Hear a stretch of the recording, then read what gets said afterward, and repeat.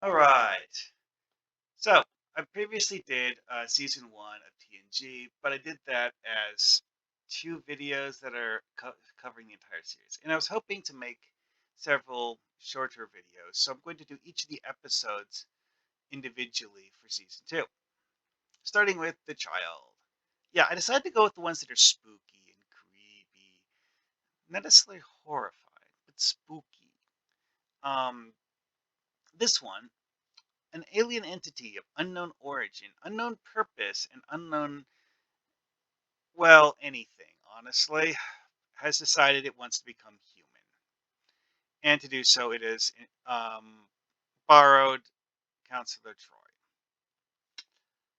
So, the alien turns into a child who wanders around the ship and just basically just looks at things and is generally acting like an inquisitive child, except that it's emitting Eichnar radiation. Do we actually know what Eichnar radiation is? No. This is where the power plot comes in because the Eichnar radiation is causing the plasma plague that they're transporting for vital medical research because logic and reasons, so that they can figure out how to cure it and stuff. Well, see, somehow, whatever plasma plague is, it gets described as a virus, but somehow it's able to replicate outside of a host when exposed to Eichnar radiation.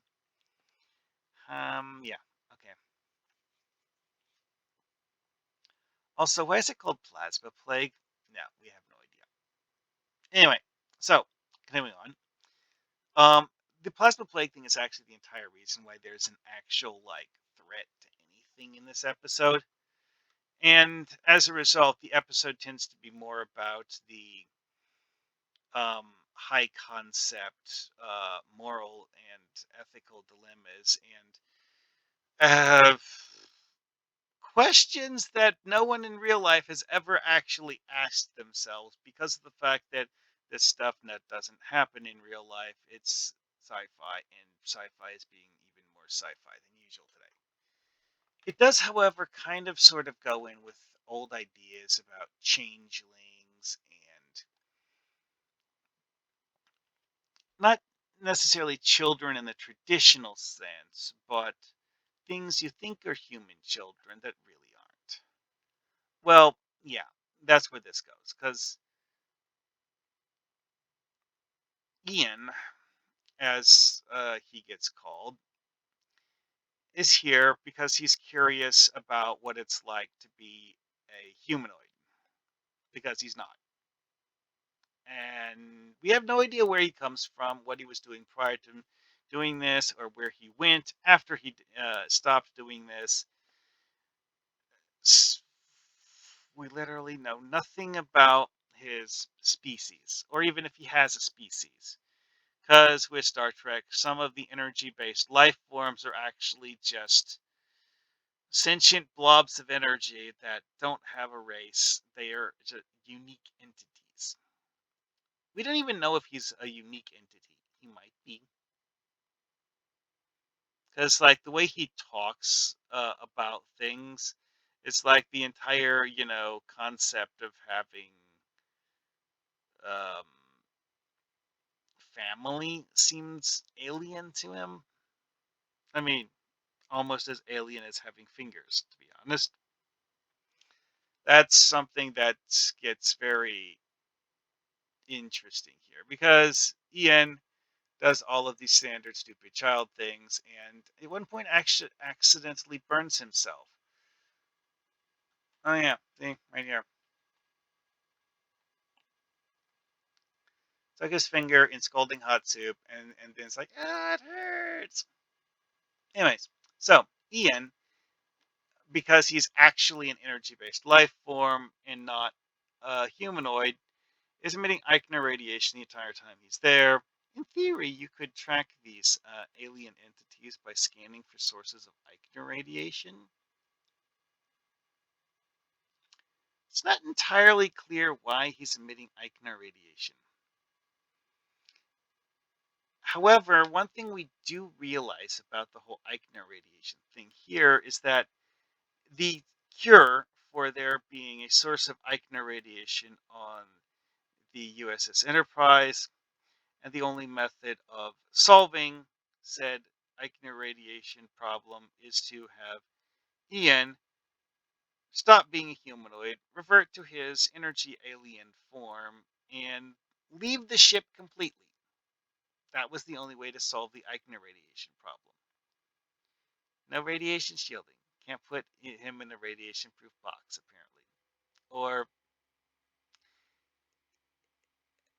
Ian doesn't necessarily understand why he's emitting Eichner radiation. That's another thing about this. That's when you really think about it, is like extra um, weird. Ian, as the source of Eichner radiation, does not actually seem to be able to control it.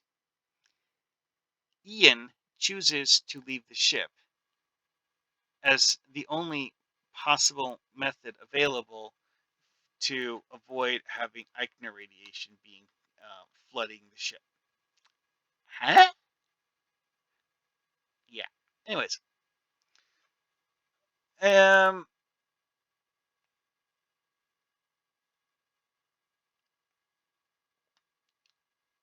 part of what makes this so creepy and weird is simply the fact that alien entity shows up at random, does stuff that it's this whole like changeling thing, and not in the sense of the founders. Is oh hey, you have a child now. Surprise! It's not a real child. And it's very spooky. It's a very spooky concept. It's not a scary concept, but it's a spooky concept. Anyway, though, yeah, in terms of something that you could use as material for a TTRPG, there's it's more of a complication than a main plot. Because in this episode, what was in theory the main story that they're going through, which obviously got, you know, in terms of the actual amount of screen time, the what was in theory the main story, uh, it was the reason why the crew of the ship was flying from point A to point B. That was the entire reason for it to be there. And that is the entire purpose of having the plasma plague in the episode. They didn't do anything with it. It was just there to provide dramatic tension because otherwise there wouldn't be any. Wesley choosing to be an insufferable whatever he is. No, that's not really a threat. At least not in this episode. We'll get to that later. And the whole thing of having Ian experimenting with being human, it's interesting and something that you could definitely make an episode out of. Just having the weird alien entity exploring being human. It's just that without the plasma plague, they had no reason to get rid of the character. They had to have the plasma plague in, uh, threat of breaching containment to have the alien be forced to revert to his natural form and leave, especially the leave part. And that's the part where this episode gets a bit more creepy than usual. It's like, wait a second, Ian isn't dead. He just went home. To where and what? We don't know. Because again, alien of unknown origin, unknown purpose, and unknown nature. Very. It's almost like having a ghost pop up, honestly. At any rate, that's enough about that. Gonna do the rest of them too, but started with this one because it's the first one in season 2, and it's one of the weirdest ones in Star Trek. Alrighty then.